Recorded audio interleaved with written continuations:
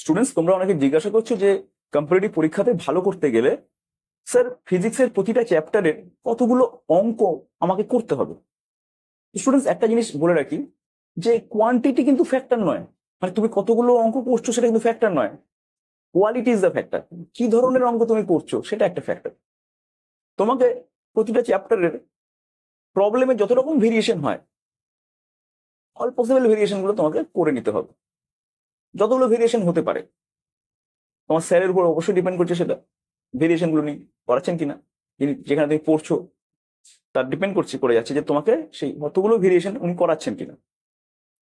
যেমন ধরো আমি যদি নিউটনস ল বলি, তাহলে নিউটনস ল এর কিরকম ভেরিয়েশন হতে পারে জানো? ধরো নিউটনস ল, নিউটনের প্রথমেই তো ফার্স্ট ল আসছে, তাহলে ফার্স্ট লতে তোমাকে তোমাকে বুঝে নিতে হবে যে ইনার্শিয়াল রেফারেন্স ফ্রেম, নন ইনার্শিয়াল রেফারেন্স ফ্রেম ব্যাপারটা কি জিনিস। একটা রেফারেন্স ফ্রেমের উপর একটা ব্লক রয়েছে, রেফারেন্স ফ্রেম যদি অ্যাক্সেলারেশন নিয়ে চলে তাহলে এই ব্লকটার উপর কিন্তু একটা সিউডো অ্যাক্সেলারেশন তৈরি হয়ে যাবে। এই যে সিউডো অ্যাক্সেলারেশন, সিউডো ফোর্সের যে ম্যাটারটা চলেই এলো, সেই ম্যাটারের উপর আবার অনেক রকম ভেরিয়েশন আছে। সিউডো ফোর্সের ম্যাটারটা যে এলো সেই ম্যাটারের আবার বিভিন্ন রকম ভেরিয়েশন রয়েছে। যেমন ধরো তুমি এবার যদি তুমি আসো আসো যে পুলি আর ব্লক, পুলিতে ব্লক ঝুলছে, সেই পুলিতে টেনশন কত, পুলিতে মানে দড়িগুলোতে টেনশন কত, বা পুলিতে কত ফোর্স অ্যাপ্লাই হয়ে যাচ্ছে, ব্লকগুলো কত অ্যাক্সেলারেশনে নামছে।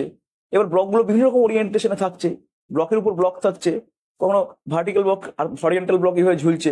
হ্যাঁ, সেখানে দেখা যাচ্ছে ভার্টিক্যাল ব্লকটা এইভাবে এগিয়ে যাচ্ছে, ভার্টিক্যাল ব্লকটা এদিকে এগিয়ে যাচ্ছে, তারপর তাহলে সে আবার তাহলে সামনের ব্লকটার উপর সিউডো অ্যাক্সেলারেশন কাজ করবে। তো এইরকম ব্যাপারগুলো দেখো, এইখানে দেখো কতগুলো ভেরিয়েশন হয়ে গেল।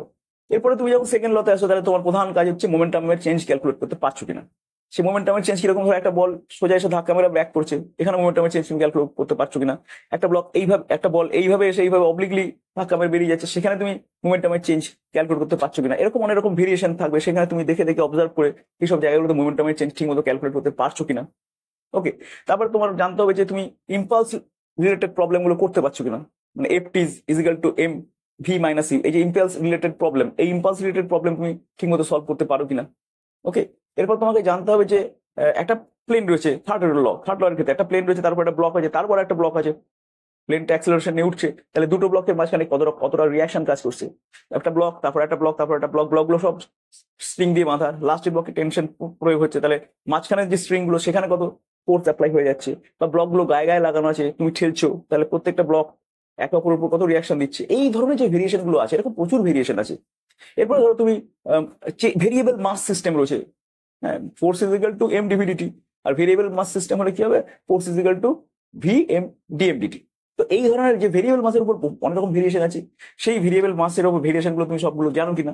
তো দেখো নিউটনস ল কতগুলো ভেরিয়েশন আমি বলে দিলাম এখানে, আমি সব ভেরিয়েশন এখনো বলিনি। মোটামুটি এই ভেরিয়েশন গুলো তোমাকে অবশ্যই জানতে হবে। সেই ভেরিয়েশন গুলো বেস করে অন্তত 4-5 রকমের, প্রত্যেকটা ভেরিয়েশনে 4-5 রকমের, 4-5 অ্যাঙ্গেল থেকে, প্রত্যেকটা ভেরিয়েশনের উপর 4-5টা অ্যাঙ্গেল থেকে তোমার প্রবলেম সলভ করতে হবে। ওকে, তো এইভাবে তুমি যদি এগো, তাহলে তোমার বেশ সুন্দরভাবে এগোনো হবে এবং আটঘাট বেঁধে এগোনো হচ্ছে।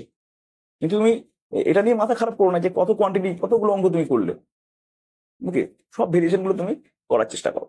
তবে যারা খুব মেধাবী এবং পড়ুয়া স্টুডেন্ট, তারা কিন্তু তাদের মনের মধ্যে একটা জিনিস কাজ করে, সেটা হচ্ছে যে প্রত্যেকটা চ্যাপ্টার করতে করতে কিছু কিছু অঙ্ক তো বাদ রয়েই গেল, স্যার আমাকে তো এগোতেও হবে, তাহলে কি করবো?